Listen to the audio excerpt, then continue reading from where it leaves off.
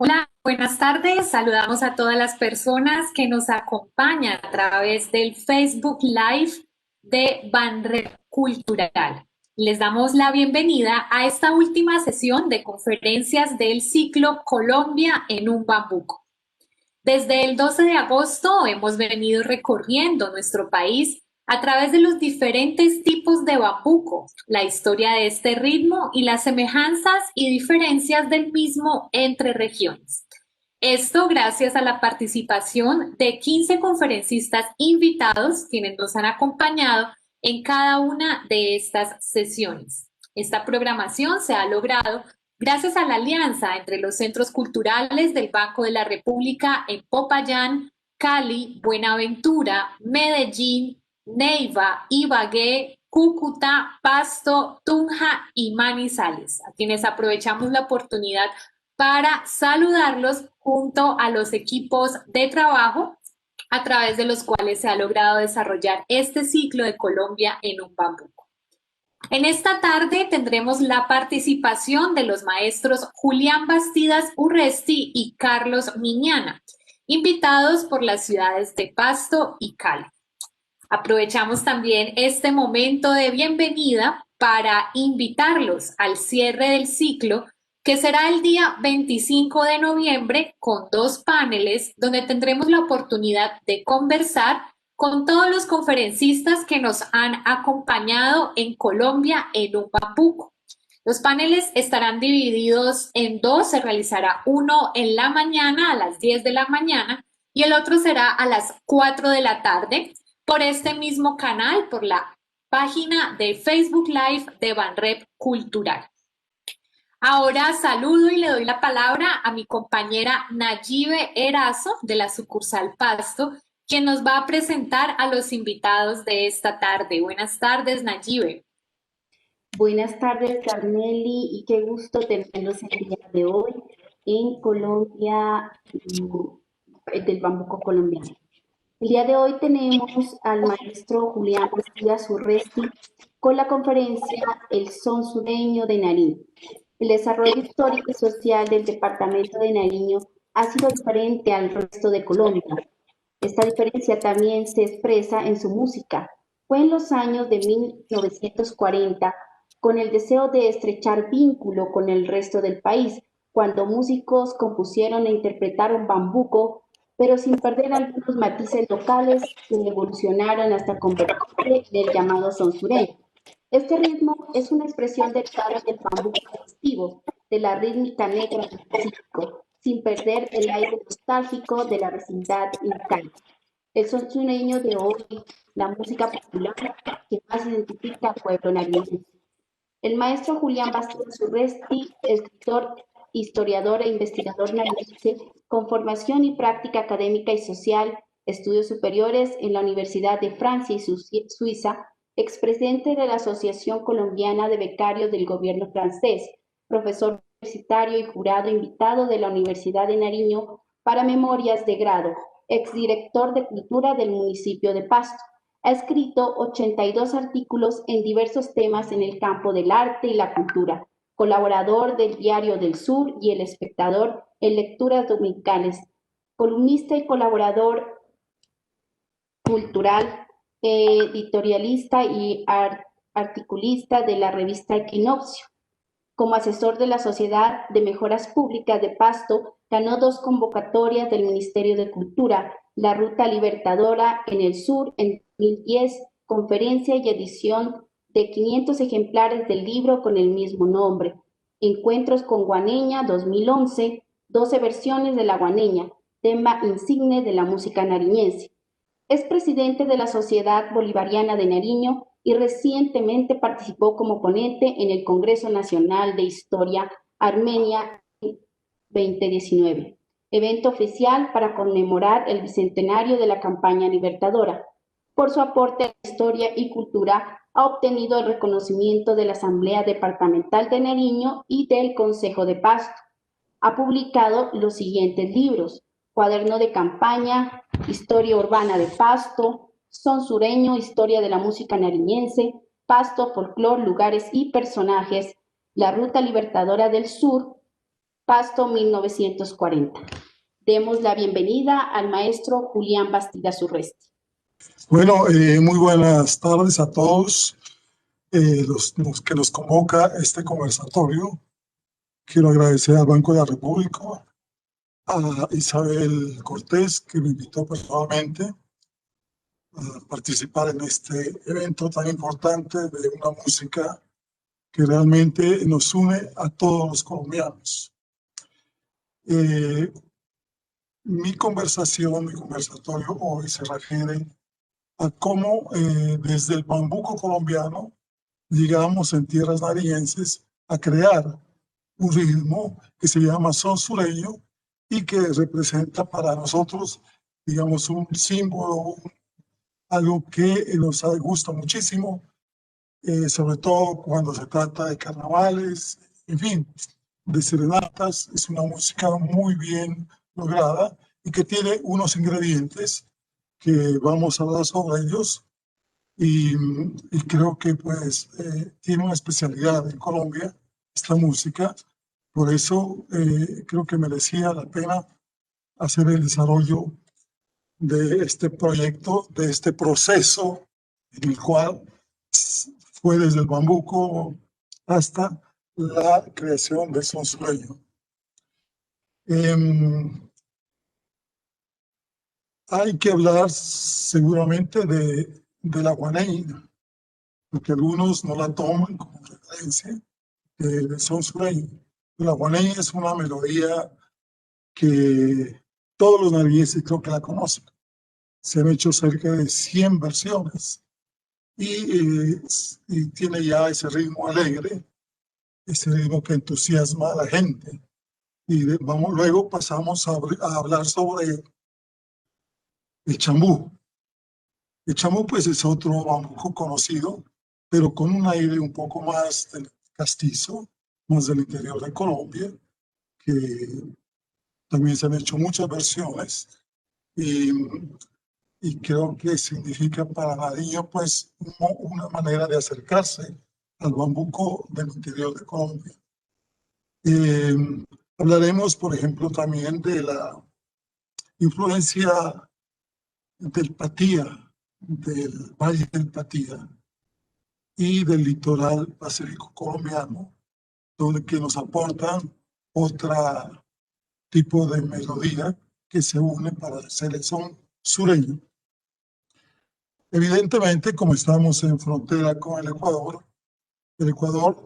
participa también de esta fusión y es ahí donde se forma un son sureño que hoy pues, ha sido declarado patrimonio de Pasto y patrimonio del departamento.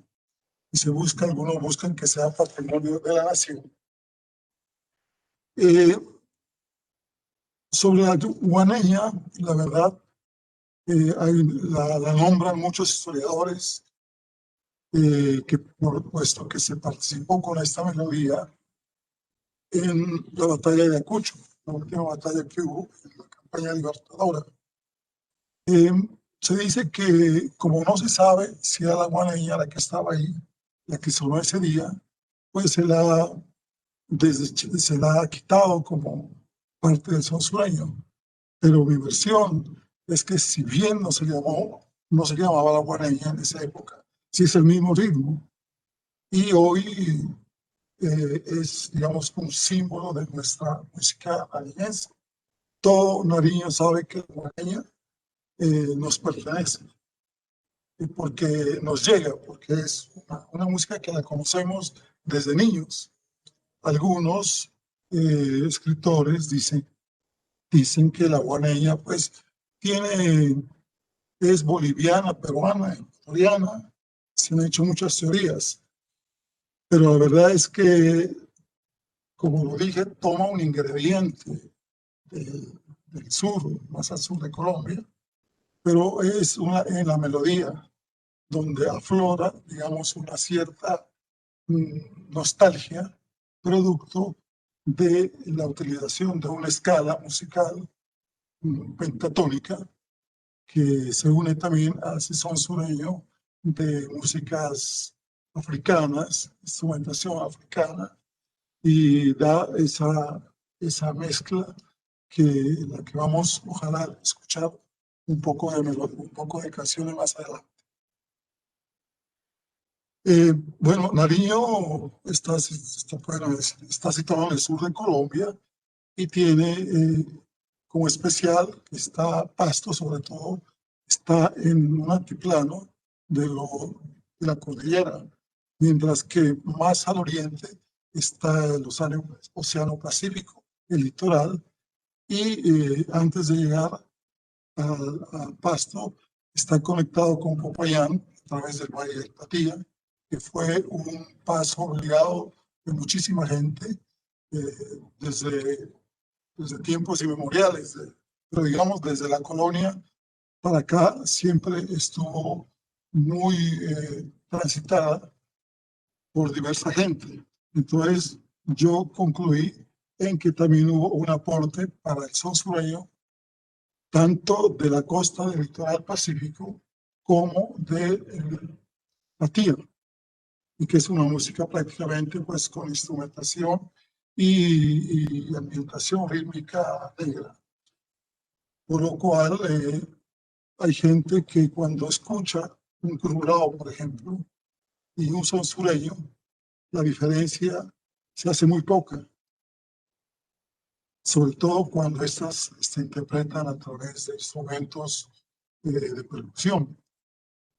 La marimba que viene más abajo, de Barbacoas, de toda esa zona, no sube hasta la cordillera, puesto que, según un investigador, necesita un cierto grado de humedad para que el teclado, si podemos llamar así, suene de una manera más sonora. Entonces, del Patía, empecemos por ahí, fue, digamos que en las guerras de independencia, donde hubo mucho tránsito por aquello de que el Libertador llevó tropas hasta Bolivia, ¿no? Pasando por Pasto, y Pasto se enfrentó mucho con los ejércitos pastuzos, y por ello, pues, de alguna manera, hubo un acercamiento entre los del Patía, los guerrilleros del Patía, que peleaban junto a los nariñenses, entonces, sobre todo a los pastuzos, sobre todo entre ellos debieron tener una comunicación mucho más cercana. Pero en este aspecto es bien importante una narración que hace un botánico científico francés que se llama Edouard André, que pasó en 1876 por el Bordo. E hizo un grabado magnífico, ya lo hemos visto en otras intervenciones, donde vemos en el Bordo un baile de bambuco. En esa época, 1876, es importante que ya le llamaban el bambuco la danza nacional. Y vemos una pareja bailando como se baila ahora, el hombre cortejando a la mujer, pero lo que es especial es la instrumentación que ellos disponen. Disponen de, bueno, las guitarras, pero tienen una serie de tambores, bombo, que seguramente dan un sonido espectacular para la fiesta, para el baile. Eduardo André, asimila, digamos, esa instrumentación a los instrumentos europeos, pero bueno, eso no es interesante, sino el grabado que él hace y muestra cómo ya en esa época se hacía ese bambuco que algunos llaman bambuco viejo de Patía, en toda esa zona que estuvo muy cerca de Pasto. Otra manera como Cauca estuvo muy cercana a Pasto fue en 1819, cuando un obispo español, Salvador Jiménez de Enciso, trasladó a toda la población de Popayán, la trasladó a Pasto, porque tenía miedo de que se contaminen de las ideas de libertad. Entonces, en Pasto vivió casi toda la población de Popayán, y ellos estuvieron 5 meses juntos, Popayán y Pasto. Seguramente hubo muchos contactos también de fiesta, de músicas. Y del otro lado del Pacífico, pues hemos visto que a través de la minería de barbacoas se traían instrumentos, por ejemplo, como el piano, cosa tan difícil subir un piano desde el litoral pacífico hasta Pasto. Pero bueno, entonces tenemos de dos lados la influencia afrodescendiente y del Ecuador tenemos esa bellísima, o por lo menos lo que le da un cierto, una diferencia con el bambuco colombiano, que estuve charlando hace poco y lamento mucho su muerte con el profesor José Revelo, a quien le di un concepto, lo tengo grabado, y él se emociona, por ejemplo, hablando, él nació en Ipiales, o sea, junto a la frontera, se emociona hablando de cómo el son sureño tiene esa melancolía que le recuerda, por ejemplo, el arbazo ecuatoriano, el San Juanito ecuatoriano, que son músicas que durante mucho tiempo se han escuchado en Nariño, en las fiestas religiosas de los pueblos. Esa música ecuatoriana ha estado totalmente impresa porque era la primera que escucharon del exterior, ¿no? A través de la radio. En 1940 hay un fenómeno, en 1904 se crea la gobernación de Nariño, luego vendrá otro evento que se llama el centenario de la independencia de Colombia. Más adelante, en 1933, se construye por primera vez la carretera de Pasto a Popayán para vehículos. Todo eso quería celebrarlo, y uno de los aspectos culturales de toda esa celebración fue la construcción del Teatro Imperial de Pasto. El Teatro Imperial de Pasto es un teatro, pues, se inauguró en 1933, pero hay algo curioso, que en el teatro se presenta la élite de las familias pastuzas. O sea, usted ve ahí, por ejemplo, veladas con óperas, con zarzuelas y música esencialmente europea y americana, ¿no?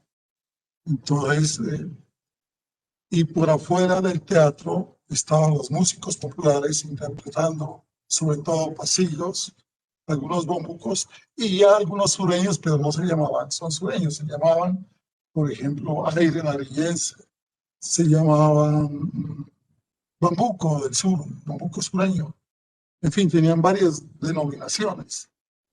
Y aquí hay una anécdota porque dentro del Teatro Imperial estaba una señora, Marujita Inestrosa de Rosero, compositora del pasillo, el cafetero. Ella tocaba piano, el piano era costoso para la gente en esa época por el transporte, pero ella tenía cierto distanciamiento, ¿no? Decía que los que tocaban dentro eran músicos que sabían nota, pero afuera se quedaban los que no sabían nota, y les llamaba orejones, porque escuchaban al oído, ¿no? Componían música al oído. Pero uno de estos orejones, el maestro Luis E. Nieto, es quien compone ese bellísimo bambuco chambú, que según mi amigo José Revelo, decía que ya en Chambú se siente, a pesar de parecerse tanto a un bambuco del interior de Colombia, ya aflora en cierta parte esa escala pentatónica que viene del sur y que lo hace diferente del otro bambuco, del bambuco colombiano propiamente dicho. Entonces, ya vemos como poco a poco se está amalgamando una serie de ritmos y ya se empieza a tocar son sureño. Ahora veremos de qué se trata mejor el son sureño.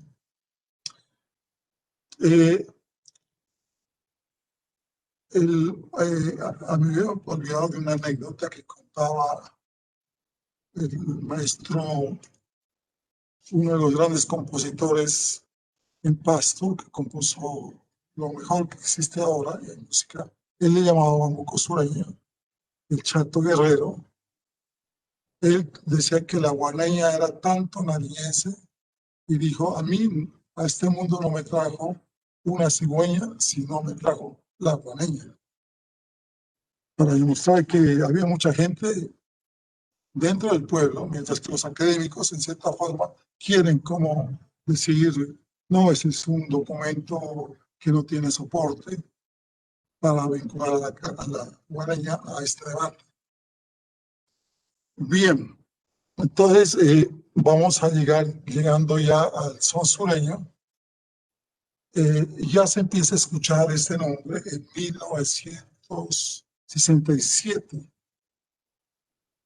Y es un compositor vialeño, como José Ravelo, que por primera vez a una canción le pone el nombre son sureño y también le pone el ritmo son sureño. ¿Sí? Y es ahí donde empieza a decir, bueno, esta es música un poco distinta a lo que conocemos. Y también aparece una agrupación que se llama La Ronda Lírica. La Ronda Lírica fue grabada a Medellín, un primer acetato, y donde incluye lo mejor de las canciones nariñenses. Y cuando usted ve los créditos, dice aire nariñense, bambuco sureño, otras dice son sureño. Es decir, no hay acuerdo, o sí hay acuerdo en que eran diferentes. Pero preguntado a un especialista como Julián Guerrero, que sabe mucho de eso, del rasgado, sobre todo de las guitarras, dice que todo lo que había en el disco de la Ronda Lírica era son sureño. Sí, no era otra cosa que la música que ellos querían interpretar. No todavía con la fuerza que va a tener más adelante, pero él dice que son sureño. Inclusive en un disco que se llama Proyecto N, con esta misma música de la Ronda Lírica hecha ya con orquestación, con arreglos muy importantes. A Julián Guerrero lo invitaron a que interprete la guitarra. ¿Por qué? Porque en el son sureño, si bien se los ha enmarcado en uno solo, hay diferentes maneras de rasgueo en las guitarras. ¿Sí? No es lo mismo, por ejemplo, el rasgueo de la guitarra desde el propio bambuco, con el que hay en Pasto, con el que hay al lado del Pasto, con lo que hay cerca en los pueblos alrededor del Pasto, en fin, pueblos de tierra caliente, pueblos de tierra fría. Cada uno le da su manera de tocar la guitarra, el rasgueo de la guitarra. Es eso que hace que, por ejemplo, haya grupos campesinos que tocan a veces el son sureño como si fuera un malvazo ecuatoriano. Es decir, ya es lo máximo que llegan a acercarse a la música ecuatoriana, pero no, digamos, no siempre con esa alegría que da el son sureño, tocado en una métrica de 6 octavos, la que le impone ese ritmo tan que entusiasma a la gente. Entonces, al hacer este disco, Julián Guerrero hizo 12 guitarras distintas. En el proyecto M yo les aconsejo que lo escuchen y yo dejé unos datos, unos enlaces para que puedan escuchar estas canciones y cómo desde la guaneña, champú, a son sureño, hay un camino que se va recorriendo poco a poco. Entonces ya se define el nombre de son sureño. desde que finalmente los discos empiezan con ese crédito. Esta es música son sureña que tiene, pues ya esa mezcla que hemos dicho de africano, de lo ecuatoriano y sobre todo el bambuco colombiano. En todo caso, el son sureño es un bambuco colombiano, tocado a la manera acá en Nariño, ¿sí? Por eso es importante este tipo de conversatorios, porque podemos presentar nuestra propia visión de nuestra propia música, pero todo viene del bambuco colombiano.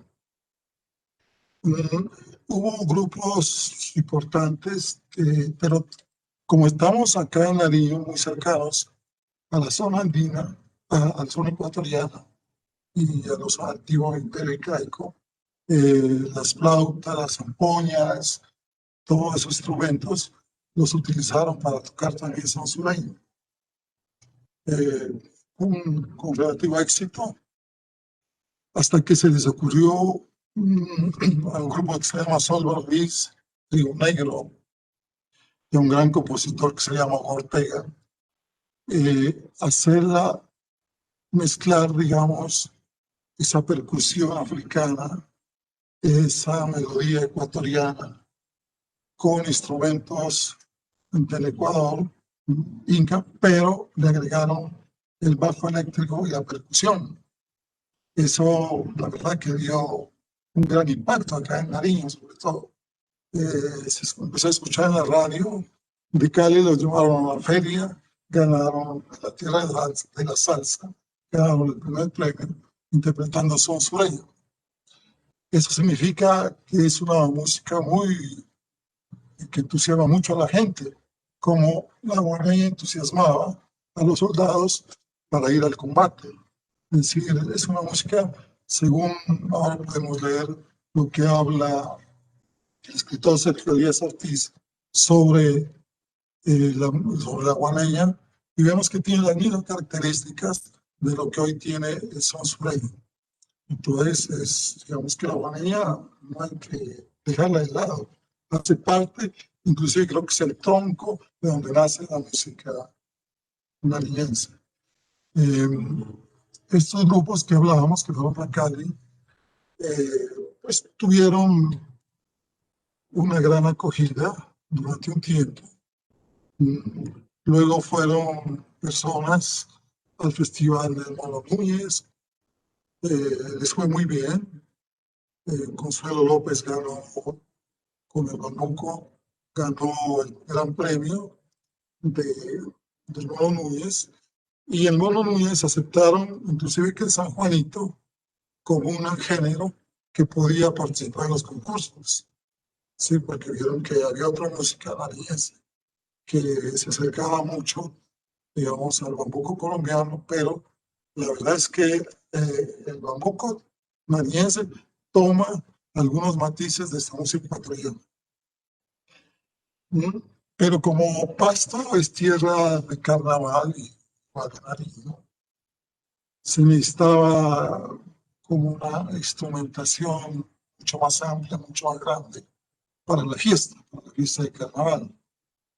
Entonces la fiesta de carnaval tiene unas etapas donde empieza 1, 2 de la tarde a sonar las orquestas, pero hacia las 5 o 6 de la tarde ya decae un poco por el cansancio.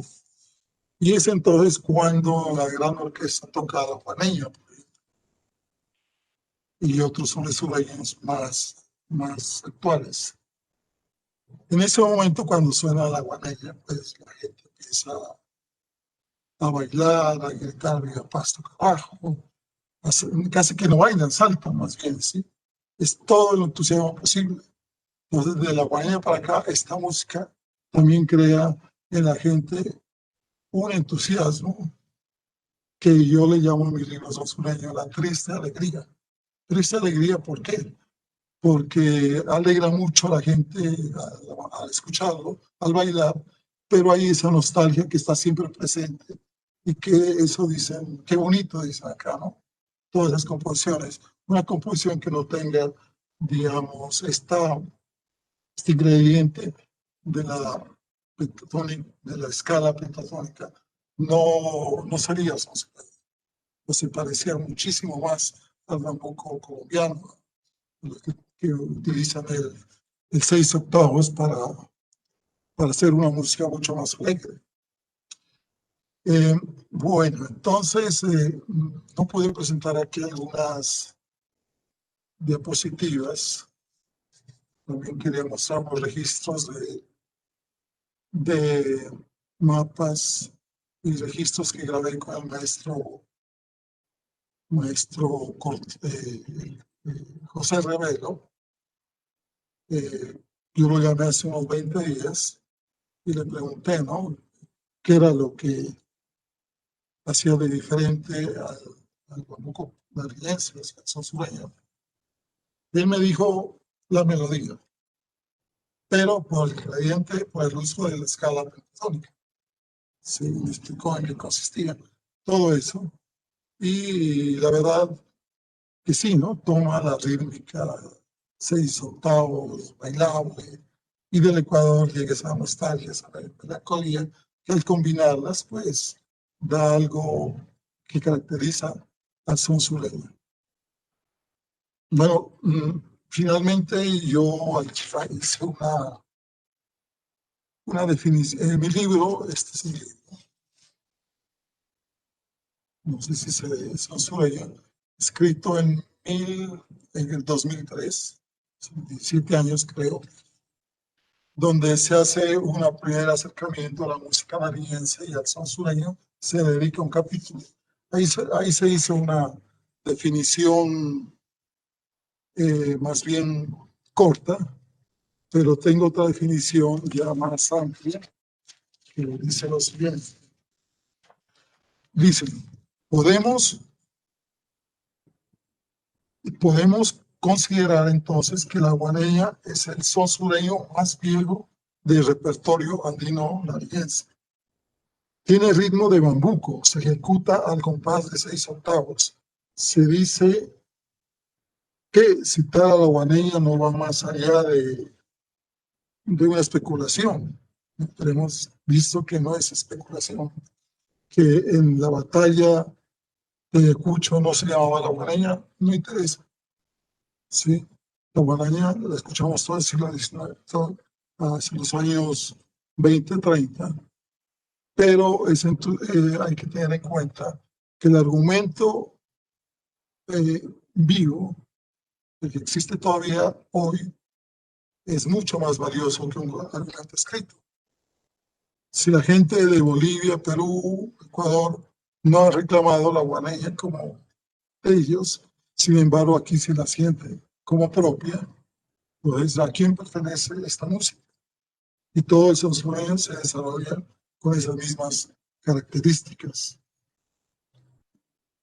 Entonces dijimos que en primer lugar es un bambuco colombiano, ¿no?, que nace de un proceso de hibridación o fusión con culturas musicales, unas distintas provenientes de las culturas afrodescendientes asentadas en la costa pacífica y en el valle del río Patía, y el aporte del vecino ecuatoriano.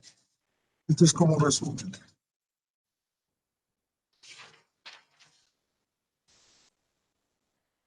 En su lenguaje musical, básicamente pentatónico, que le da un aire melancólico muy propio de la tradición incaica. Su sistema rítmico, basado en el compás de 6/8, le hace particularmente apto para el baile.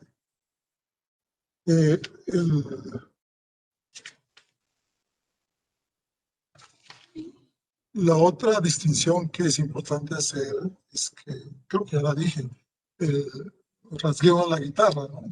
A veces parece que al querer interpretar el bambuco, como se hace a veces en el centro del país, un poco más complejo, en otras escalas,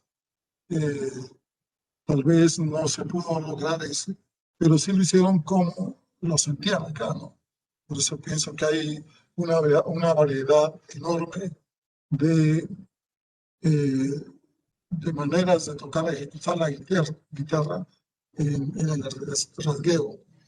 Hay muchísimas composiciones que se hacen y esperemos pues que con el tiempo esta música sea más conocida. Yo creo que esta es la intención de este conversatorio, para que esta música sea reconocida también en el resto de Colombia, ¿por qué no exteriormente? Con el libro que yo hice, pues, no pensaba que iba a tener tanta acogida, disculpen la modestia, pero ha habido personas que han llamado, unas 40 personas que han llamado a preguntar sobre el sueño. Están trabajando sobre ese tema. Y hoy ya hay grupos musicales, por ejemplo, que fusionan el son sureño con el rock, con el rap. Esto es bien interesante. Es como un despliegue hacia lo más moderno.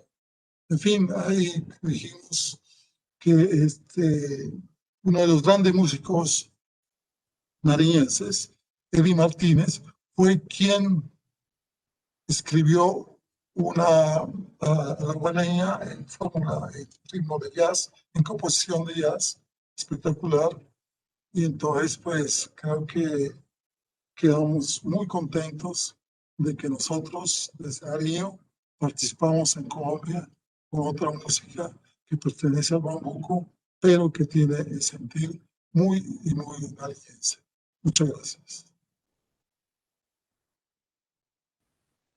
Maestro Julián Bastidas, muchas gracias por su atención en relación al son sureño en Nariño.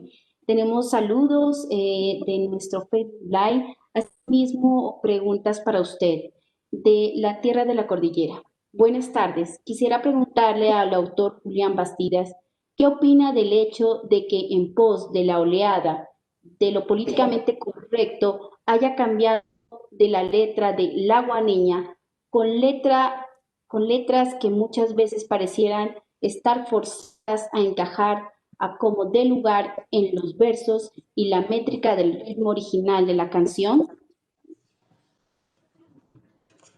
Bueno, hay que diferenciar que la guaneña, cuando se compuso, era una melodía, no tenía letra, ¿sí? La letra la colocan relativamente reciente, digamos, en los años 50, 60, un señor que se llama, que escribía con el seudónimo de Caramelo, le puso una letra. De ahí en adelante se han hecho experimentaciones, porque la letra a veces dicen que no es grata con las mujeres, ¿no? Porque dice, igual que sí, igual que no, la guaneña me engañó. En fin, a la mujer no queda bien parada en este sentido. Entonces se ha querido que se cambie la letra. Bueno, en Nariño las guaneñas son las mismas guaneñas, y son las mujeres que están con los ejércitos de la independencia. Se les llama juaneñas. Pero yo creo que aquí, por ejemplo, se escribe Genoy con J y con G.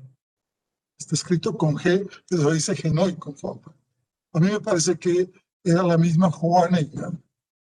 Sí, estas mujeres que luchaban como a veces quitándose el vestido de mujer y poniéndose pantalones, cogiendo el fusil, y que existen en todos los ejércitos colombianos. Ellas son unas mujeres muy valiosas, que ya, por ejemplo, más adelante hay unas guerras cerca de 1900, en Cuastud, el general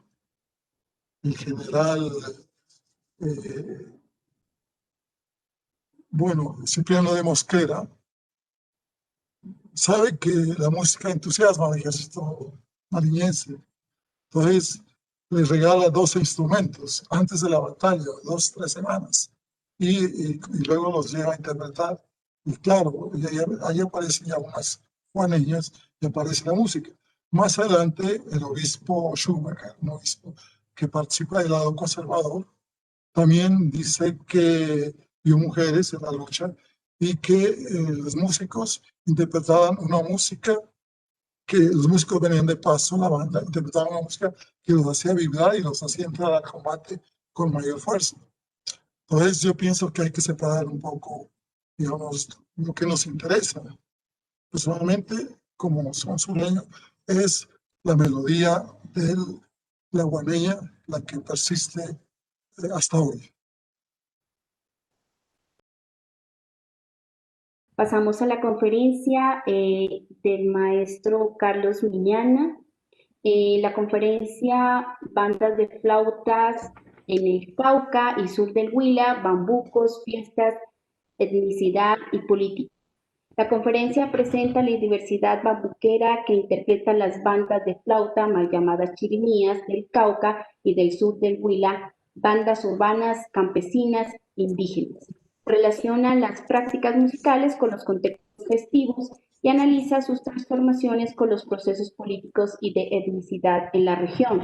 El maestro Carlos Ñana es profesor pensionado de la Universidad Nacional de Colombia, doctor en Antropología Social y Cultura y licenciado en Música. Sus áreas de interés son la antropología y educación, gestión y política educativa, etnomusicología, fiestas y rituales. Ha centrado su trabajo de campo en el suroccidente andino de Colombia desde 1980 con las comunidades Nasa, Yaconas, contextos urbanos y campesinos. Desde 1996 es profesor de la Universidad Nacional de Colombia en el Departamento de Antropología y en la maestría en Musicología. Es investigador del grupo Musicología en Colombia, miembro fundador de la rama latinoamericana de la International Musical Society de Azimuth. Ha publicado además de artículos, contribuciones en libros y cancioneros, una docena de libros en los campos de la etnomusicología y de la educación, en especial sobre el Cauca andino, y 4 grabaciones de campo. Fundador de la revista A Contratiempo, Música en la Cultura, 1987, del Ministerio de Cultura. Algunas publicaciones recientes en el campo musical. Más allá de la protesta, música militante en Bogotá en los años 60 y la transformación de la música colombiana. Etnomusicología y Latinoamérica, Colombia, Modern and Contemporary Performance Practice. Misioneros y misioneras en el Putumayo y Caquetá en los años 30. Investigación musical en Colombia, contextos, institucionalización y producción. Between Folklore and Musicology, 6 Years of Pop. Le damos la bienvenida a Carlos Miñana en la conferencia Colombia en un bambuco. Hola, muy buenas tardes a todos y todas. Voy a intentar compartir la pantalla, no sé si la están viendo.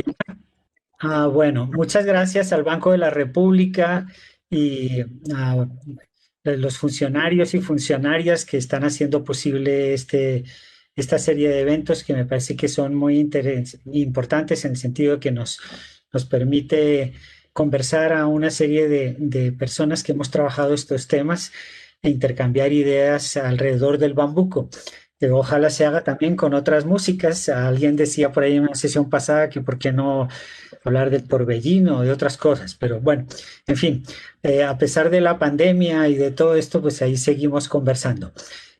Un saludo también muy especial al profesor Julián Bastidas, que recuerdo haber leído hace unos años su libro sobre el son sureño. Bueno, entonces comenzamos con el tema. Yo creo que ya hicieron la introducción. Entonces, quisiera comenzar, como he estado escuchando varias de las charlas que ha habido, quisiera poner mi punto de vista sobre lo que es el bambuco, porque hay bastante, bastante discusión y quisiera dar un punto de vista personal y muy estrictamente sonoro, musical, ¿sí?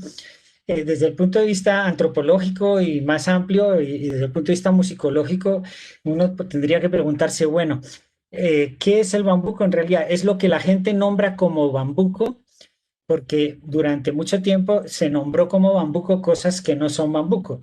Por ejemplo, la guabina chiquinquireña es es un bambuco. Entonces, tenemos el caso inverso, es decir, algo que se nombra como guabina, que no es guabina, sino que es un bambuco, y así sucesivamente, ¿no?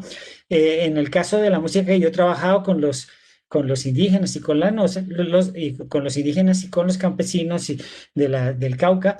Muchas veces decían, no, esto es un bambuco pasillo, no, esto ahorita le ponemos el nombre, o sea, como que no era muy claro, oye, no, esto es una pieza. El tema de la terminología es muy complicado, entonces la pregunta es, ¿cuándo y dónde se dice bambuco? El bambuco es lo que decimos los especialistas. ¿Qué especialistas? ¿Basándonos en qué? Lo que vemos es que bambuco es un concepto amplio, abierto, dinámico, histórico e incluso polémico y que está en constante redefinición, tanto por la gente que conversa y que lo escucha como por los que hacemos la música, ¿no? Entonces me parece que habría que articular criterios múltiples, unos que son estrictamente musicales, otros sociales, dancísticos, instrumentales, históricos, etcétera, ¿no? Yo voy a plantear aquí simplemente, porque esto sería muy largo y daría para otra charla, lo que considero que sonoramente caracteriza todos los bambucos que hay en Colombia, o la inmensa mayoría, se llaman son sureños, rajaleñas, bambuco caucano, bambuco paisa, etcétera, etcétera, ¿no? Después de escuchar mucho, considero que hay unos elementos, o bambuco viejo del Pacífico, en fin, hay unos elementos muy reiterativos que hacen que casi lo que uno toque con estos patrones, casi que automáticamente le suena a bambuco. En primer lugar, es una bimetría digamos, de una acentuación en dos tiempos, o sea, sería tres pulsaciones agrupadas en dos unidades, ¿sí? O sea, un ritmo binario de subdivisión ternaria, dicho técnicamente, con un ritmo ternario de subdivisión binaria, es decir, un, dos, tres, taca, taca, taca, taca, ese sería un, dos, tres y dividir cada uno en dos. Y el otro sería taca, ta, taca, ta, taca, ta, taca, ta, 1, 2, 3, 4, 5, 6, ¿sí? Entonces tenemos dos pulsaciones con tres y tres pulsaciones con dos, pero eso funcionando todo el tiempo al tiempo, ¿sí? Eso es una característica muy propia del bambuco y no solamente del bambuco, eso está en África, las palmas con las que cantan las mujeres en África Central son exactamente igual, o sea, hacen. Sí, bueno, la síncopa caudal o en la cauda, es decir, porque la síncopa yo la puedo colocar en muchas partes, es decir, el unir el final de la frase con el comienzo de la otra en la melodía y un tipo de acentuación muy fuerte que va en el último tiempo de los tres tiempos. Sí, ahí está. Entonces, eso me parece que caracteriza mucho lo que en Colombia en el siglo XX, desde comienzos del siglo XX, finales del XIX, hemos llamado bambuco, ¿no? Se llame guaneña, se llame como se llama. El son sureño, pues a propósito de eso, siento que tiene incluso es la acentuación esta final del tercer tiempo es mucho más débil que en otras regiones de Colombia, en fin, pero bueno, no tiene melismas, es decir, no es una música melismática, no hay microtonalidad, microtonos allí, es muy, digamos, muy diatónica. Usa normalmente frases de 4 compases o 2 compases que se repiten y tiene conexiones con montones de otros ritmos colombianos y de Latinoamérica. Ahorita estaba mencionando el profesor Julián el albazo ecuatoriano, pero también el bailecito, el joropo, el son jarocho en México, bueno, etcétera. Y un montón de matrices rítmicas de África Central, de Mali, de todo esto. Bueno, entonces, yo voy a hablar ahora no del bambuco en general, sino del bambuco del sur de los Andes, que comparte toda una serie de elementos festivos, musicales, instrumentales, etcétera, como en el Pacífico, con toda la vertiente del Pacífico, por ejemplo, lo que sería la chirimía del río Napi, o las chirimías, por ejemplo, que hay ¿cómo es que se llama? En Bahía Solano, etcétera. Es la misma matriz, el mismo tipo de conjunto, repertorios muy similares, etcétera, etcétera. Lo mismo pasa en Nariño, lo que se llama en Nariño la banda de yegua, pues no es sino un grupo de flautas con tambores. Y también la zona cafetera, en la zona, por ejemplo, donde se celebra el carnaval de Río Sucio, ¿no? entonces ahí te encontramos el mismo tipo de grupos, ¿no? Entonces básicamente se tocan con flautas traversas y con acompañamiento de algunos tambores. Entonces básicamente son flautas traversas que pueden ser de una flautica a 8 flautas, varios instrumentos de percusión, siempre al menos un tambor o una tambora, a veces varios, a veces redoblante, no siempre, y a veces idiófonos que pueden ser maracas, carrascas, como güiros, que pueden ser triángulos, en fin, ¿sí? Y todos estos grupos interpretan bambucos, pasillos y marchas. Y estos suelen ser casi siempre instrumentales, rara vez vocales. Asociados principalmente a contextos religiosos católicos, las épocas doradas son Navidad, mitad de año, a final de año, Sagrados Corazones. Son ejecuciones callejeras, al aire libre, itinerantes, recorren veredas, recorren procesiones, calles, visitan casas, etcétera, y tienen muy poca asociación con el baile. Los instrumentos musicales en la tradición de estas músicas son construidos por los mismos músicos, intérpretes o comprados a otros músicos de la región. Es una música que ha tenido escasa o nula difusión en los medios. Existen muy pocas grabaciones publicadas. Es una lástima que, por ejemplo, en YouTube uno no encuentra casi nada de esto, ¿sí? Y sin embargo conserva una vitalidad muy importante a pesar de no recibir difusión ni apoyo comercial ni por parte de las autoridades y de no ser muy visible en el resto del país.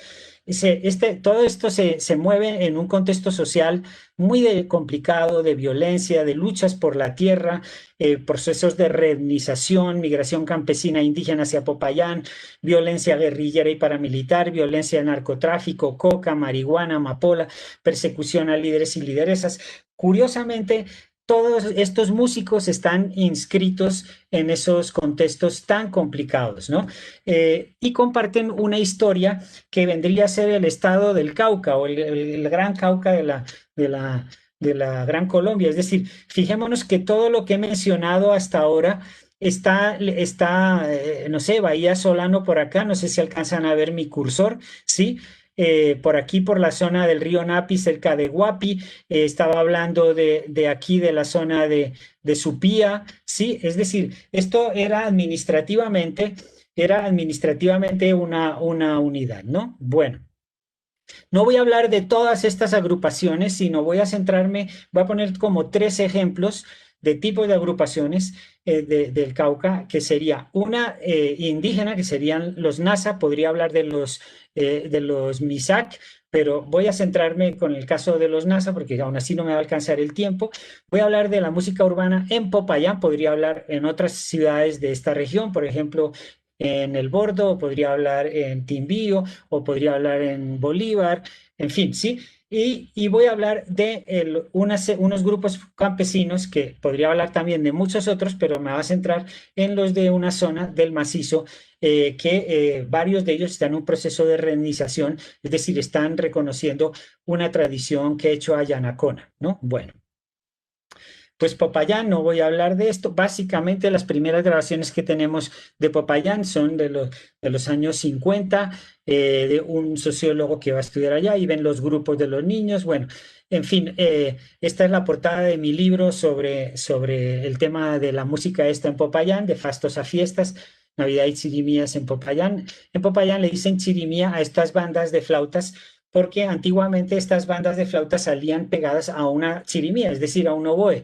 En el año 48 le compran el instrumento al chirimero y no vuelven a bajar los indígenas con su chirimía, y entonces en últimas queda únicamente las flautas sin la chirimía, pero siguen diciendo ahí viene la chirimía, ¿no? Pero bueno, entonces había distintos tipos de disfraces en los grupos. Por ejemplo, estos estaban disfrazados ¿de qué? De pijaos, otros se disfrazaban de guambianos, otros de campesinos, en fin.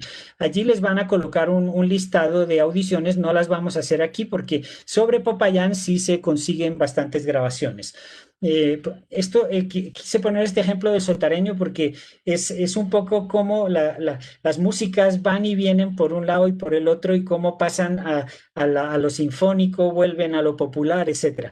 Muy probablemente el sotareño, que es uno de los himnos junto con el río Blanqueño de Popayán, muy probablemente este Francisco Diago, un médico en 1900, que compuso este bambuco en 1928, muy probablemente lo escuchó a los campesinos que tocaban estas flautas en Sotará y que todavía tocan hoy allá.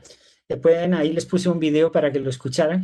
Entonces, este bambuco lo pueden encontrar en su versión de trío típico, pues por ejemplo, una grabación clásica es la del trío Morales Pino, en fin. Antonio María Valencia, que viajaba mucho a Popayán, este compositor caleño tan importante en la historia de la música en Colombia, va a Popayán, escucha a la chirimía tocando, ahí es su melodía, pam, pam, pam, pam, pa, piri, piti, pam, pa, pa, pa. Bueno, y entonces escucha que tocaban la chirimía y luego un bambuquito. En realidad tocaban otro bambuco, pero entonces él, por hacerle un homenaje a Francisco Diago, el que era amigo de él, le pega este bambuco recién compuesto. Y entonces escribe una obra fantástica, hermosa para piano, que la pueden escuchar sí, ahí en YouTube, interpretada por Blanca Uribe. Hay también otra interpretación de una de sus alumnas, en fin. Pero digamos, es una versión fantástica, prácticamente es otra obra a partir de ahí, muy hermoso. Posteriormente, en el 42, va a componer una obra sinfónica y, y luego las chirimías van a adoptar esa música de Diago y la van a incorporar las chirimías urbanas. Ahí tenemos la primera grabación que existe de esto en chirimía, que es no la pueden escuchar porque está en el Cancionero Noble Colombia, no está en la web, pero sí está la de Alma Caucana, que es un poco posterior, 10 años después. Bueno, hoy es una de las canciones más versionadas. Los indígenas y los campesinos del Cauca la tocan hoy, muy probablemente de haberla escuchado en la radio. Sí, no, o sea, como que se ha desconectado esa tradición y en estos momentos algo que era de ellos fue retomado por la élite de Popayán, por los músicos académicos de Cali, y ahora y vuelve a través de la chirimía y a través de la radio, y entonces lo tocan no en su versión tradicional, sino en la versión ya que ha sido. Esto es un poco para mostrar cómo todo esto es muy complejo, va y viene, etc. Es una de las canciones del Cauca más versionadas. Ahí tienen arreglos de todo tipo para orquesta, la sinfónica, la filarmónica, banda, guitarra solista, jazz, por ejemplo, una versión reciente de Carolina Calvache, que la pueden ver en Spotify, etcétera. Bueno, esto un poco para hablar de Popayán. Les tenía aquí la partitura, pero no nos va a dar tiempo. Los contextos en los cuales esta música funcionaba tradicionalmente era el contexto religioso, festivo, lúdico de la época de diciembre y enero. También visitar casas, la calle, recorridos, pólvora, las novenas, el diablo, los intercambios de comida, de dulces, los grupos callejeros, etcétera, ¿no? Hacia los años 40 empiezan a institucionalizarse una serie de concursos, inicialmente infantiles, luego ya de adultos, y esto lleva a que la música en Popayán vaya hacia la estandarización, la competencia, hacia la tarima, que ya no estén tocando por todos los barrios, ahí en el Parque Caldas, con un horario, un reglamento, un uniforme, buscando el virtuosismo para ganar el concurso, y se pierde de alguna manera esa vitalidad y esa presencia cotidiana en las fiestas de diciembre y enero, ¿no? Luego estas bandas se van profesionalizando y buscan cómo tener una mayor presencia en la vida musical payanesa y empiezan a tocar repertorio tropical y bailable en las bandas de flautas, ¿no? Las fiestas de Navidad y de Reyes han sido desplazadas por el Carnaval de Pasto, que el Carnaval de Pasto, me disculpa Julián Bastidas, pero lo que yo he leído de fuentes históricas, el Carnaval de Pasto viene de Popayán, ¿no? Y más aún, las fiestas de Reyes se la tiraron estudiantes pastusos, echando agua y harina a los reyes. O sea, se tiraron la fiesta de Reyes en Popayán, los estudiantes estaban estudiando en la Universidad del Cauca. Bueno, entonces, en fin, hoy hay un desplazamiento hacia lo único que hay importante es la Semana Santa y el Carnaval de Pasto, y esto está muy en sombras, pero está empezando a revitalizarse un poco, ¿no? Bueno, aquí tenemos grupos típicos, estos disfrazados de Misak, ¿sí? Bueno, los primeros grupos de niñas, algo totalmente novedoso, ¿no? A finales de los 90, grupos de barrio, grupos campesinos, grupos de amigos, en fin, ¿no? Bueno, les pediría que escucharan Tambores de mi Cauca. Para mí, el bambuco para flauta más bello escrito en el Cauca que yo conozca, muy hermoso, escrito por Ennio Vivas, una persona que con su flauta de caña traversa con 6 agujeritos, te hace cromatismos, te hace todo. Realmente se lo recomiendo, ¿no? Entonces, bueno, voy a pasar porque sé que no me va a alcanzar el tiempo.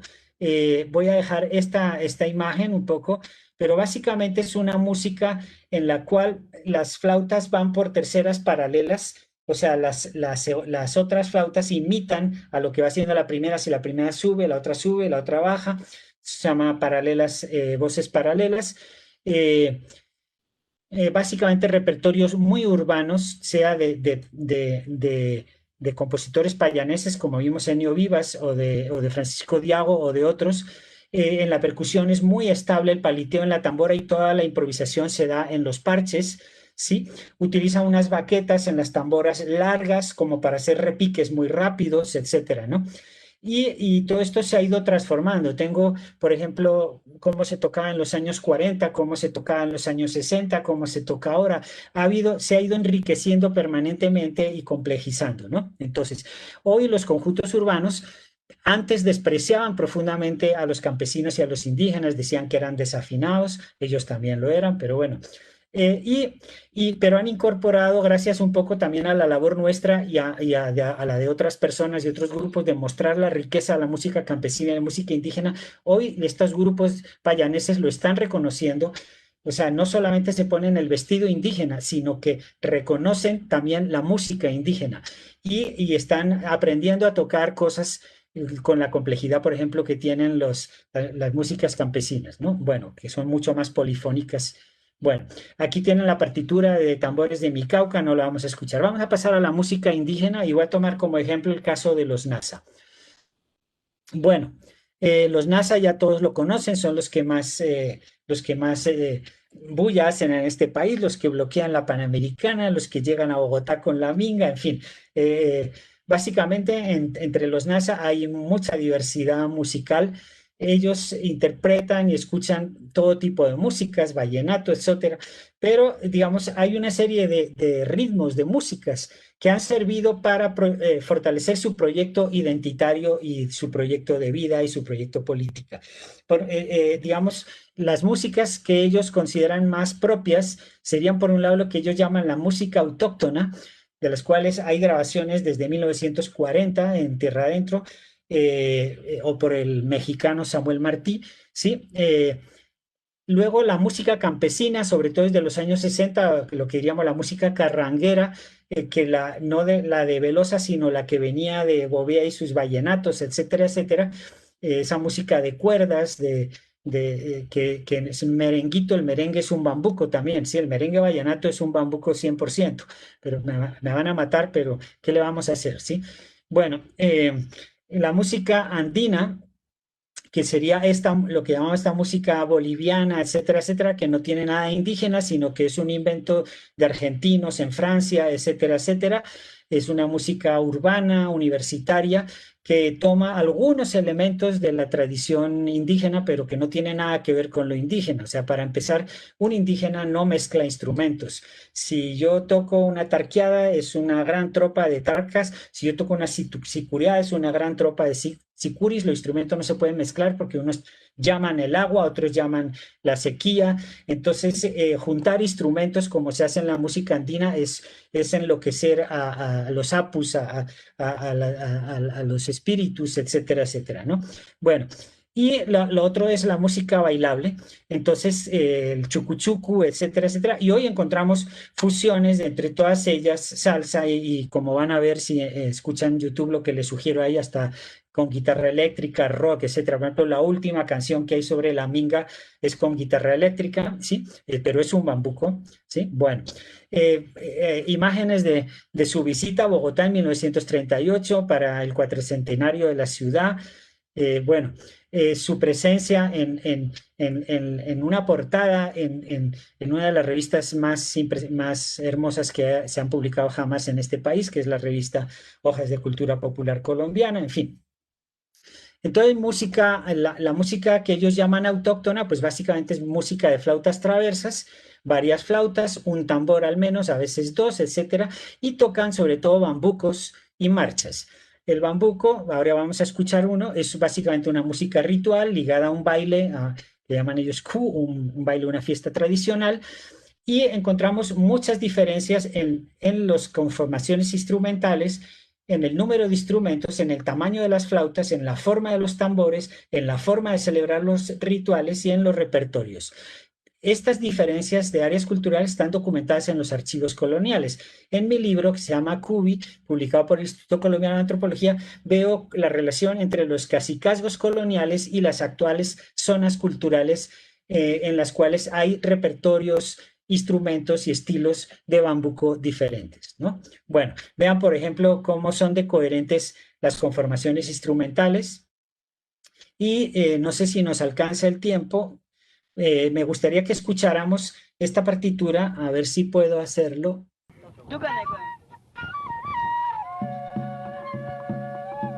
¿Se escuchan? Sí, estamos. Eso es lo que está en la partitura, más o menos.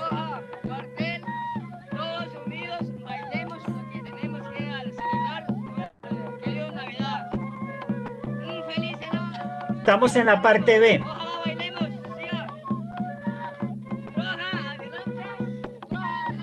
Parte A.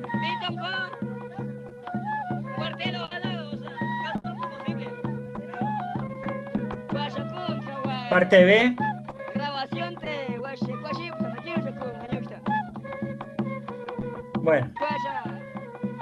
Bueno, si se fijan, vamos a seguir. Perdón. Ay, ¿cómo paro esto?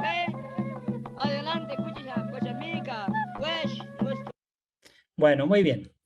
No sé si alcanzaron a escuchar algo. ¿Qué es lo que podemos? Bueno, estos más o menos los contextos festivos en los cuales sucede esto. Vean flautas, los encuentros. Y básicamente luego hablaremos un poquito de las características musicales. Entonces, ustedes se dieron cuenta, hay una cuestión muy curiosa que se llama la melódica independiente, es decir, pareciera que el tambor va como en otra cosa, como que estuviera en otro lugar, como que está despistado.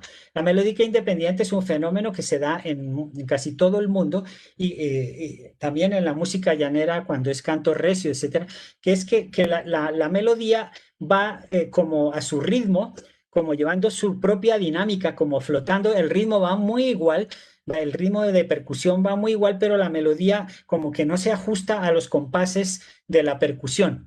Esto no es un error de ellos, es un fenómeno universal que sucede en muchísimas músicas, entre ellas, por ejemplo, la música llanera. Bueno, entonces,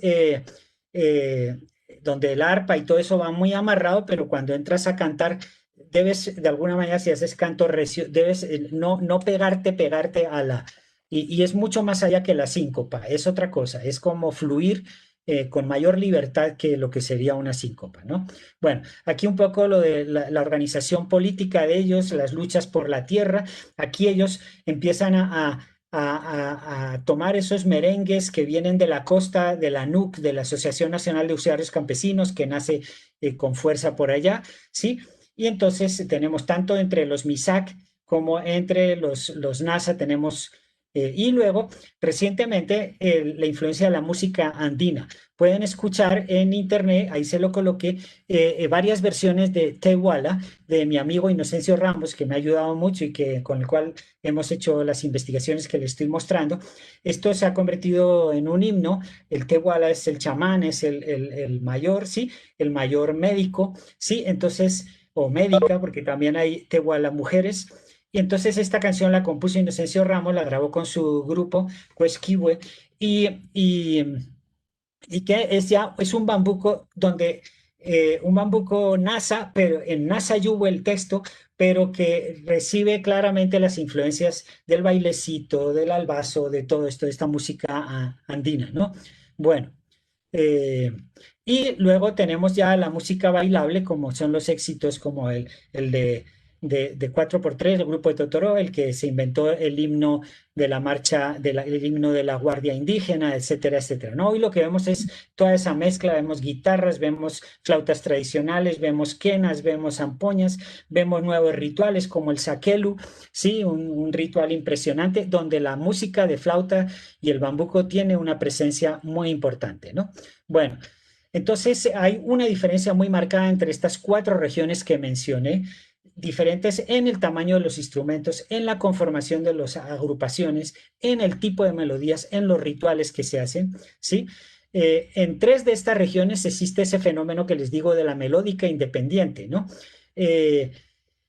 En una, que es la que se ha puesto como modelo y que desde Bogotá han dicho que era la música más representativa de los NASA, esa es la música que más se parece a la música campesina y urbana, ¿sí? No la música de las otras 3 regiones, pero bueno, que es la música de calderas y tierra adentro parte baja, sí, tal.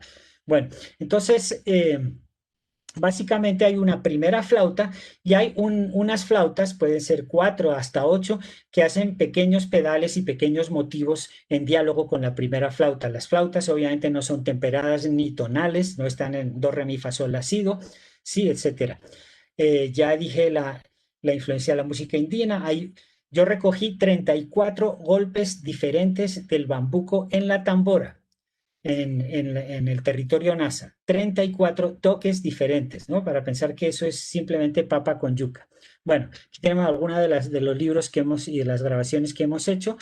Allí tienen las grabaciones que les están poniendo para que los escuchemos. Y para terminar, vamos a hablar entonces de los campesinos. No sé si me queda tiempo. ¿Sí me queda tiempo? Bueno, los campesinos, la mayoría o muchos de los cuales hoy se denominan yanaconas, siguiendo una tradición documentada, digamos, de la presencia de Quichua en el sur del país, ¿sí? Entonces, básicamente los contextos en los cuales esta música son correrías, veredales y peregrinaciones.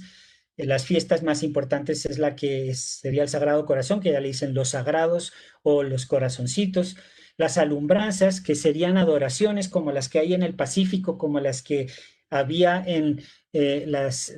como las que había y ya se perdieron en San Jacinto. Por ejemplo, la música de gaita, su contexto básico donde más se tocaba y donde se formaban los músicos era en las adoraciones de santos. Lo mismo que acá, lo mismo también que en el llano. Entonces, digamos, donde había una imagencita y se le hacía una promesa o una manda y entonces una petición y se tocaba toda la noche a este santo.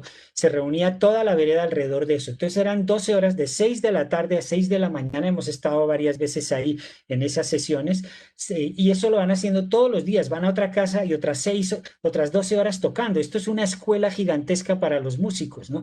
Entonces son 12 horas sin parar de tocar prácticamente con algunas pausas para hacer un rosario y comer algo. Bueno, entonces lo que son las alumbranzas, las fiestas de Navidad, los eventos escolares, las fiestas veredales. Hoy están ligados a nuevos rituales, ya ligados con el solsticio de verano, etcétera, etcétera, ante ya el Inti Raymi y lo que son los nuevos procesos rituales que se dan entre los yanaconas, ¿no? Entonces, ante la ausencia de estas poblaciones, de no tener una lengua propia a que la puedan hablar, si tienen su lengua propia, obviamente que es el quechua, pero como prácticamente casi nadie lo habla, la música ha reemplazado ese símbolo identitario de ellos, y es la música, ¿no? Bueno. Para que vean un poco, esta es una fiesta de los corazones, ahí van las flautas grandes, como las ven, entonces en San Juan. Esto es en una alumbranza, hay otra alumbranza, esto es en los corazones y en los corazones, bueno, el paisaje, bueno, en fin, ¿sí? Esto es en Caquiona y básicamente caracterizo musicalmente. En primer lugar, son varias flautas, bastantes, prefieren tamaños grandes y medianos. Las voces, así como decíamos que en Popayán son paralelas, aquí son muy contrapuntísticas. Ahora lo vamos a ver en una partitura, es decir, es un diálogo casi como el contrapunto de Bach, ¿sí? No es obviamente contrapunto de Bach, pero es un diálogo muy rico donde cada voz, cada segunda voz, hay una primera y varias segundas, donde cada segunda trata de dialogar con esa primera y dialogar entre ellas, creando nuevas melodías. O sea, no es simplemente imitar la voz principal, ¿no? Entonces son unos armonizadores a oído impresionantes con sus flautas, pueden armonizar lo que sea. Normalmente hay un bombo, un redoblante y algunos idiófonos, normalmente maraca o charrasca o güiro, sobre todo por influencia de la música tropical. La percusión en el bombo es muy variada y compleja. Si decíamos que los NASA tienen 34 golpes de bambuco en el tambor, aquí ya la cosa es incontable. O sea, esto es, yo he recogido toneladas y toneladas de variantes en el, en el esto. Tienen modelos que son percutivos donde improvisan mucho con el paliteo en el aro o improvisan mucho en el bombo, a diferencia de lo que pasa en Popayán, donde la improvisación se da sobre todo en el parche, no tanto en el paliteo. Aquí le hacen a todo, es impresionante. Hay algunos de ellos, por ejemplo, me acuerdo Ricardo Catucho, ahí en la playa, en una vereda de San Juan, del municipio de San Juan, eso es prácticamente, pues, eso sonaba a puro Pacífico, Pacífico, y no, él no era negro ni nada, eso era un flautista tremendo, pero, o sea, no repetía una célula, era asombroso, asombroso. Bueno, entonces ya mucha conexión con el Pacífico, eh, son excelentes músicos, muy salidores, etcétera, etcétera. Y lo que es más interesante es que tiene una gran capacidad de asimilar toda música que oyen en el radio.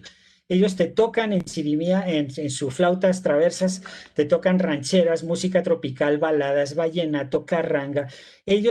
Para ellos lo más sabroso es el bambuco. Entonces, si una música tropical así en cuatro cuartos o en dos cuartos, eso les suena un poco como, como que no tiene sabor, entonces te lo bambuquizan todo. Me acuerdo en el 86 que estaba de moda africano de Calixto Ochoa, que obviamente lo pueden escuchar ahí, ese mamá, ¿qué será lo que quiere el negro? Que eso era en cuatro cuartos, pues estos ya lo tenían ahí pegado de moda, esa misma Navidad ya estaba sonando con bambuco. Ahí lo tengo grabado, si nos queda tiempo ahora lo escuchamos, ¿no? Entonces, yo pienso que el bambuco no es tanto, para ellos no es tanto un ritmo, sino una manera de hacer música. Es como decir el jazz, algo que yo en jazz puedo tocar lo que sea, ¿sí? Lo transformo y lo vuelvo a mi estilo, ¿no? Y tocan no solamente todos los repertorios de la radio, sino también tienen unas piezas que con un sabor, con una antigüedad, con una melódica que tiene que ver con modos antiguos, con pentatonías, escalas defectivas, etcétera, etcétera. Unas escalas muy variadas, no simplemente las tonales de la inmensa, del 99,9% de la música que escuchamos ahora. Para mí es la música de tradición oral más variada y compleja del Cauca y donde se encuentra mayor virtuosismo en las flautas de tradición oral en todo el país y en el bombo andino. Aquí tengo unos ejemplos de la percusión en el bombo y si les parece vamos a escuchar un ejemplo de esas voces en las flautas. Vamos a ver dónde tengo la grabación. Bambuco de los Antiguas. Eh, no es un error ortográfico, es los antiguas, son los antepasados, les dicen así. Entonces, ¿dónde está? Vamos a escuchar.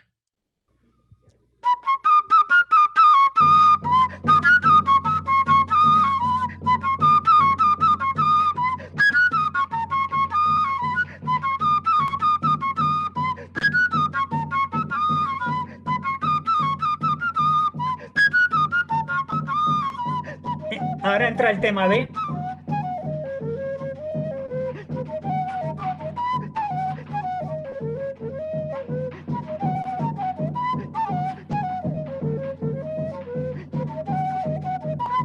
Vamos ahora al tema C, acá.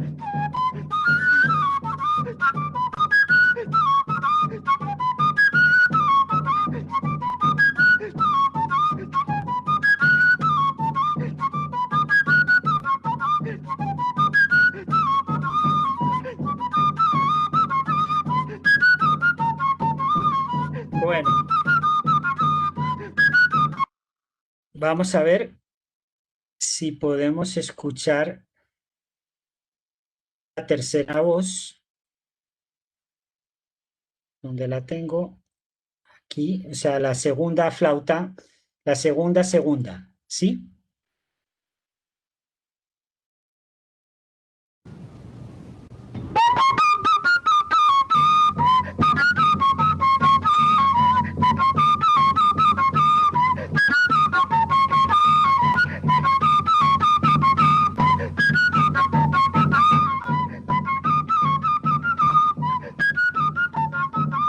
Vamos al tema B.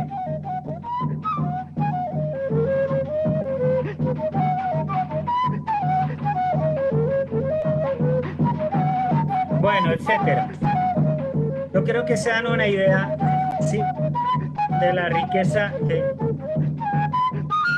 ver, ¿cómo paro esto? Bueno, listo entonces. Seguimos. ¿Qué tiempo tengo? ¿Ya me pasé? Maestro, muchas gracias por su intervención. Espere, esta última diapositiva. Sí, claro que sí. Bueno, entonces básicamente quería decir que pues esto es un poquito como la tradición que yo alcancé a registrar, pero desde finales de los 70, grupos urbanos de Bogotá como Chimisapagua, que grabó varios temas recogidos en San Agustín, porque San Agustín, los músicos de San Agustín son venidos de Almaguer, ¿sí? Por ejemplo, don Teófilo Hidrobo, etcétera, don Teófilo Joaquín, don José Hidrobo, etcétera. Otros grupos que vinieron después fue Chicha y Guarapo, en el cual yo toqué un tiempo. En Medellín, pionero fue Maguaré, luego la Chirimía Callejera, etcétera. Y muchos otros grupos se han acercado a las músicas caucanas de flautas y tambores. Hay hoy una muy buena producción investigativa en lo sociocultural y en lo musicológico. Ha habido muchas tesis de antropología, de musicología, etcétera, etcétera. Diferentes desarrollos y emergencia de nuevos contextos, no solo en Popayán, sino en los contextos campesinos e indígenas. Por ejemplo, ahí les dejé unas páginas web para que escuchen, por ejemplo, al grupo Piurek, un grupo muy interesante que combina músicos NASA y MISAC, ¿no? Todos estos músicos ya han estudiado en el Conservatorio de Popayán, algunos con maestría en composición o en dirección de orquesta. Hay indígenas NASA que están componiendo para banda sinfónica y para orquesta sinfónica. Entonces, digamos, hay un desarrollo supremamente interesante, ¿no? O el grupo Aluchi, por ejemplo, que es el que le decía que está tiene su full página web. Todos estos grupos, Piurega, Aluchi, tienen, digamos, tienen su línea ¿cómo es que se llama? En Spotify, tienen en su Facebook, bueno, tienen están metidos, tienen su página web fantástica con unas imágenes y unas grabaciones y unos videos fantásticos, muy profesionales ellos, ¿no? Entonces, y están surgiendo nuevas formas rituales, tanto entre los NASA como en los contextos urbanos. Por ejemplo, los grandes recorridos por las calles de Bogotá, por ejemplo, el Septimazo, donde salen a veces 100 o más de 100 flautas, liderado esto por Omar Romero y otra gente, ¿no? Entonces, composiciones de tipo mayajístico, sinfónico, por ejemplo, el compositor y director de orquesta fantástico Luis Fernando Franco Duque, que fue de la Chirimía Maguaré de Medellín, él tiene obras sinfónicas sobre esto, tiene música de jazz sobre esto, una música bellísima que es difícil encontrar en YouTube, pero se consigue. Entonces, hemos hecho cantatas, música para video, para danza y teatro. Digamos como que esto aparentemente no se ve mucho, no está dentro del mainstream, pero la idea es que se está moviendo mucho. Muchas gracias. Maestro Carlos, muchas gracias por su intervención. Es usted muy amable. Tenemos una pregunta para usted. Del maestro J. Leonel Erazo Muñoz, ganador en algunas ocasiones del Festival de Música Tradicional Colombiana para Tríos en Popayán. Pregunta lo siguiente: ¿los músicos académicos se apegan más al enriquecimiento armónico y melódico de las formas compositivas actuales? Sí, pues sí, obviamente, sí hay un enriquecimiento armónico, etcétera, ¿no? A mí lo que me preocupa un poco es que hay, hay, hay a veces una lectura muy simplista de las músicas tradicionales, ¿sí? Entonces, o de estas músicas de tradición oral. por parte a veces de los académicos y de la gente que ha estudiado en conservatorios, etcétera. Digamos como que lo que les interesa es componer lo suyo, lo cual es muy legítimo. Y entonces pues toman alguna idea que les suena por allá sin conocer los intríngulis de cómo funciona, cómo es la mecánica de esa música tradicional, de tradición oral, y simplemente pues toman algún motivo que les llamó la atención y hacen su cuestión más jazzística o más sinfónica, etcétera, ¿no? Entonces, me parece desde mi punto de vista, tal vez el único que ha hecho una exploración a fondo es este Luis Fernando Franco, ¿sí? Eh, eh, en el sentido de conocer muy a fondo, de tocar muy a fondo esta música y luego llevarlo a la orquesta sinfónica, llevarla al grupo de jazz, etcétera, ¿sí? Eh, y eso me parece que produce otro tipo de cosas, que me parece que produce un tipo de música que sigue la conexión con la tradición oral. Con lo cual, me parece que las personas que escuchan estas nuevas músicas basadas en la tradición oral y que son, digamos, herederos de esa tradición, que son campesinos, etcétera, yo pienso que van a encontrar ahí como una conexión mayor que si nos vamos yendo por allá, digamos, por lugares que no tienen nada que ver con lo que la gente venía sonando, ¿no? Entonces, no sé, además me parece que hay cosas muy, muy, muy interesantes. Por ejemplo, el uso de los modos que tienen esta gente, por ejemplo, los campesinos son fantásticas, las formas de armonizar, ¿no? Entonces, la rítmica que hay ahí, ¿no? Si les digo que no más los NASA tienen 34 toques de bambú y los otros muchos más, pues imagínense eso, qué papayazo para un compositor, ¿no? Maestro Carlos, tenemos la siguiente pregunta. ¿Por qué afirma que el carnaval inició en Popayán? Se supone que el Día de Negros surge por decreto real para que los esclavos tuviesen un día libre al año, que era el 5 de enero, noticia que fue dada por Bando en Popayán. Sin embargo, el juego del 6 de enero surgió en Pasto, cuando los sastres de la sastrería de Ángel Sarama empezaron a jugar con el polvo de maquillaje de las damas que lo acompañaban la mañana del Día de Reyes, dando inicio al juego y al carnaval. Bueno, no, no, yo sé que me meto en la grande hablando de esto, porque no soy historiador de la fiesta, pero realmente cuando uno se pone a ver la historia de estas músicas y su relación eh, con, con las fiestas, pues encontré toda una serie de documentos pues que plantean que algo muy parecido al carnaval de blancos y negros se celebraba en Popayán muchísimos años antes, ¿sí? Entonces, y que más aún, muchas de las cosas que se consideran típicas del carnaval de Pasto, pues son comunes a muchos otros carnavales de la época de la colonia, etcétera. Entonces, no soy historiador, no quiero entrar ahora en una polémica con nadie, pero me parece que, pues, obviamente, yo no estoy diciendo que el carnaval de Pasto nació en Popayán. De pronto dije mal la frase. Obviamente el carnaval de Pasto tuvo que nacer en Pasto, pero, pero los carnavales coloniales eran muy, muy parecidos en todas partes. Lo que hay una cuestión muy curiosa es que tanto el carnaval de Río Sucio, que me encanta, como el de Pasto, que también me encanta, como el carnaval que había en Popayán, no, el carnaval de Popayán era en la época de carnaval, ¿sí? Pero el carnaval de Pasto y el carnaval de Río Sucio son carnavales que no son en la época carnavalera, sino que son, digamos, una especie de saboteo popular de la fiesta de Reyes, ¿sí? Entonces, también, por lo menos en el caso de Popayán se ve clarísimo, ¿no? Y en el caso de Río Sucio también.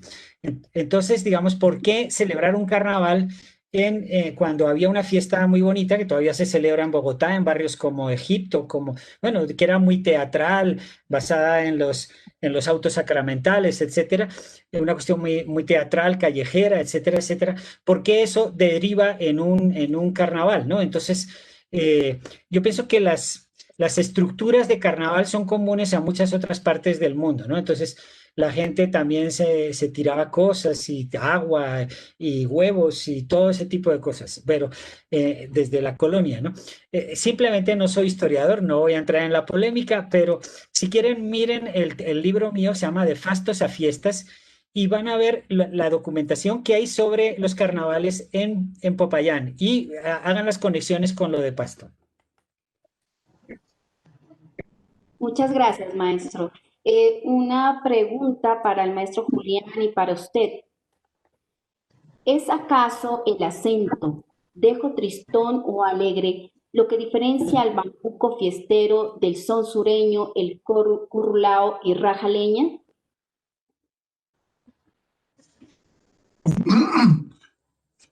Yo no soy músico, ¿no? No iría hasta definir, digamos, teóricamente cuál sea la diferencia, pero yo creo que todos están involucrados, como en carnaval, en la fiesta. Es una música fiestera eh, que habrá nacido de algunas circunstancias locales, de una presencia, digamos, de un público que le gusta, ¿no? Entonces, acá se dice triste alegría porque es una alegría pero se baila. Pero si acá en Nariño, por ejemplo, ponen una música nostálgica, inclusive pasacalles, ecuatorianos, como albazos, es decir, no hay fiesta nariñense que no termine escuchando música ecuatoriana. Pero entonces lo bonito del son sureño es que lo matiza sin asimilarlo completamente. Bueno, esto yo voy a hablar como músico, no, y esto de la emoción y de todo eso son cosas que le atribuimos a determinadas músicas y que asociamos a determinados recuerdos, a determinadas experiencias que hemos tenido.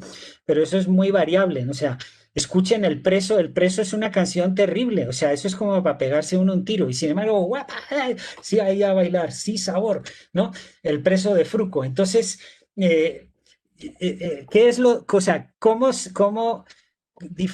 decir que el bambuco sureño es triste y que en cambio el bambuco, el currulao es alegre y que el bambuco fiestero es alegre? Digamos, hay una serie de asociaciones, por ejemplo, se asocia que la música que está en modo menor es triste y la que está en modo mayor es alegre, lo cual a veces es cierto, pero otras veces no, hay mucha música al revés, e incluso no sé, cantidad de ejemplos que lo contradicen. Digamos, hacemos asociaciones, pero esto no funciona mecánicamente. Yo podría hablar de las diferencias sonoras que hay entre un bambuco sureño, entre un bambuco del Pacífico, un bambuco viejo, y de un bambuco, no sé, X o Y, fiestero del Huila o lo que sea. Pero pues eso es una discusión técnica que hay que resolverla transcribiendo muchos bambucos de esa región, tratar de encontrar unos elementos analíticos que caractericen el comportamiento de los instrumentos musicales, de las voces, de los ritmos, de todo eso, y comparar, y entonces podría haber uno decir, mire, la diferencia clara entre esto y esto está en esto, ¿sí? Sería ahora muy técnico y muy largo hablar de eso, podría decirlo, pero pues me parece que los voy a aburrir. Bueno, gracias. Maestro Julián Bastidas y maestro Carlos Miñana, agradezco mucho su intervención en estas dos conferencias y doy paso a la doctora Isabel Cortés, directora del área cultural Centro Cultural Leopoldo López Álvarez de la ciudad de Pasto. Muchas gracias, Nayibe. Un especial para nuestros invitados, el maestro Carlos Miñana y el maestro Julián Bastidas. Pues nos han dejado dos perspectivas investigativas muy interesantes en torno a cómo se vive el bambuco contextualmente en el suroccidente colombiano. Por lo tanto, muchísimas gracias.